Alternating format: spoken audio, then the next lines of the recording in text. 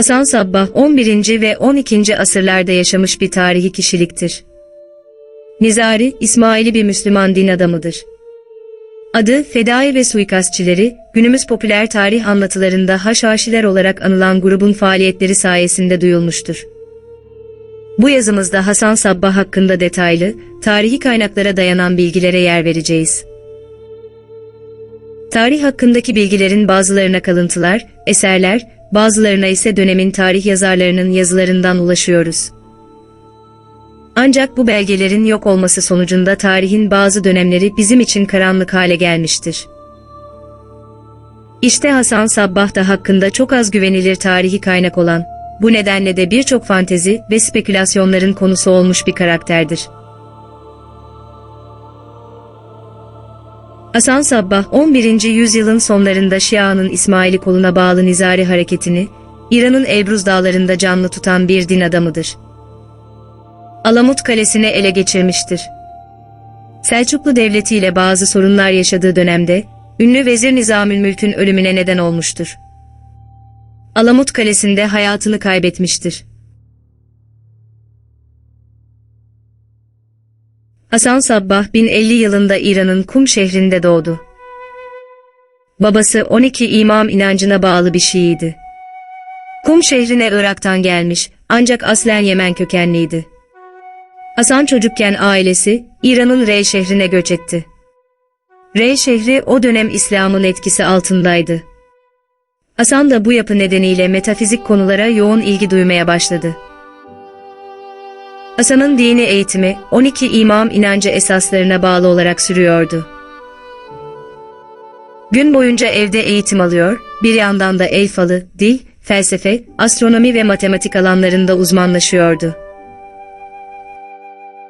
O dönemlerde Şii inancında İsmaili kolunun İran'da ve Mısır'ın doğusundaki diğer topraklarda giderek büyüyen bir ağırlığı vardı. İranlı İsmaililer 1094 yılında Mısır'daki Fatimi hilafetini sürdüren İmam Halife el-Mustani'nin otoritesini tanıdılar. İranlı yöneticileri uzaklaştıran Selçuklu yöneticileri bölge halkında memnuniyetsizlik yaratıyor, bu da İsmailileri İran'da güçlü kılıyordu.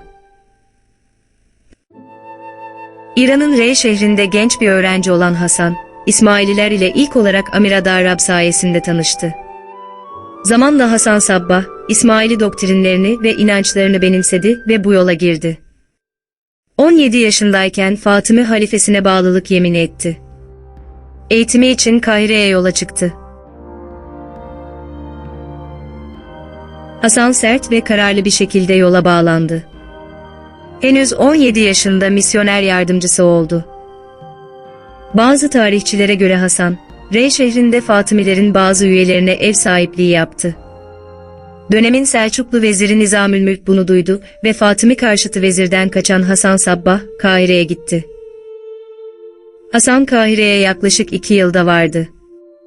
Yol boyunca birçok bölgeyi gezdi. İsfahan, Kafkaslar, Ermenistan gibi yerlere gitti. Koyu bir İsmaili olan Hasan, gittiği Hristiyan bölgelerde papazlar tarafından çok defa kovuldu. Irak, Suriye, Filistin ve son olarak Mısır'a gitti. Burada ne kadar kaldığı konusunda bir kayıt yoktur. Genellikle 3 yıl boyunca Mısır'da eğitim aldığı ve sonunda bir dai, yani misyoner olduğu söylenir. Kahire'deyken, ordu komutanı El-Cemali tarafından hapse atıldı. Bu olay, Hasan'ın İmam Halife el-Mustani'nin büyük oğlu Nizar'ı desteklemesine yol açtı. Hasan, Nizar destekçileri tarafından kurtarıldı ve Suriye'ye götürüldü. Buradan 1081 yılında İsfahan'a geldi. Mısır'dan geldikten sonra Hasan artık tüm hayatını Nizari İsmaili inancına bağlamıştı. İran boyunca İsmaili İslam inancını yaymak için köyleri ve şehirleri gezdi. Hasan Sabbah'ın bu İsmaili faaliyetleri Nizamülmülk'e ulaştı.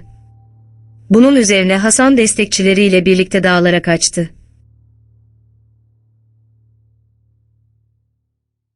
Sünni Selçuklu Devleti tarafından aranan Hasan Sabbah, 1088 yılında bugünkü Kazvin bölgesinde Alamut Kalesi'ni gördüğünde üs arayışı sona erdi. Alamut yaklaşık 50 vadiyi gözetim altında tutan bir kaleydi. Alamut Kalesi 800'lü yıllarda inşa edilmiştir. Efsaneye göre kral, bir kartalın dağların tepesinde bir noktaya uçup konduğunu gördü. Hemen oraya bir kale yapılmasını istedi. İsmi Aluh Amut, yani kartal yuvasından Alamut'a evrildi. Hasan Sabbah, Alamut Kalesi'ni savaşmadan ele geçirdi. İlk olarak kalenin etrafındaki köylerde 2 yıl boyunca gezdi. Köylüleri kendi tarafına çekti. Daha sonra köylüleri kalede kilit rollere sızdırdı ve 1090 yılında kaleyi tamamen ele geçirdi.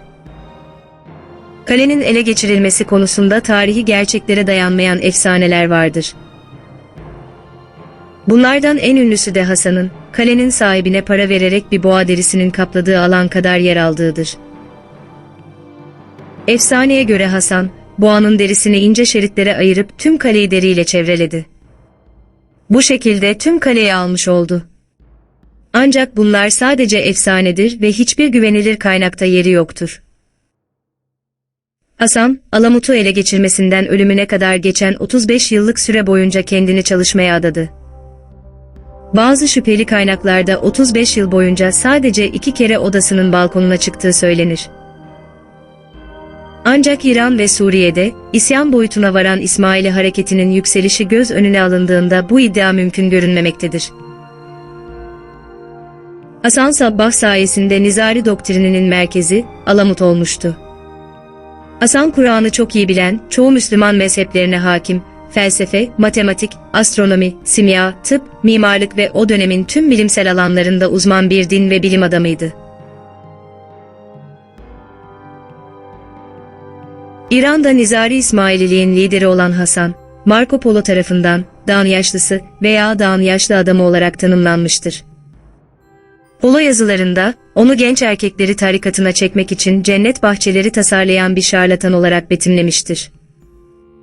Tarikat üyelerinin çeşitli diller ve gelenekler, nezaket kuralları ve dövüş becerileri konusunda eğitildiğini söylemiştir. 1263'te yazılan bir Çin el yazması olan Cişhiki de Polo'nun anlatılarını tekrarlamıştır. Yazmaya göre tarikat liderleri krallıklara suikastçılar göndermiş ve yöneticiler ile karılarını öldürtmüştür. Bir Nizari suikastçı, hayatını feda olmaya adanmış olarak tanımlanır. Marco Polo'nun anlatılarından yola çıkarak, Hasan Sabbah'ın cennet bahçelerinde haşhaş içirerek müritlerini kandırdığı yönünde birçok haşhaşi efsanesi yayılmıştır. Birçok popüler tarih kitabına da konu olan Polo'nun anlatılarının gerçek deneyimlerine dayanma olasılığı yoktur. Zira Marco Polo sadece bölgede kulaktan duyduklarını kaleme almış, Alamut'a hiç gitmemiş ve hatta Hasan Sabbah ile aynı dönemde dahi yaşamamıştır.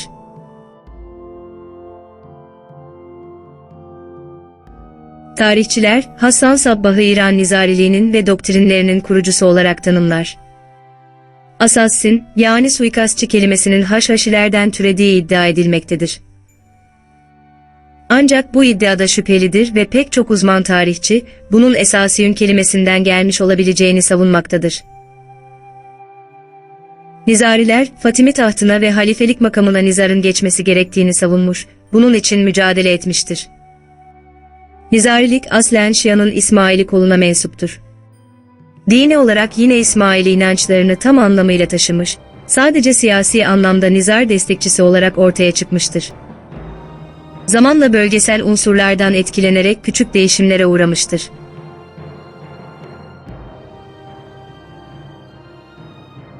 Sabbah'ın popüler hale gelmesi önemli ölçüde Vladimir Bartol'un Alamut isimli kitabıyla olmuştur.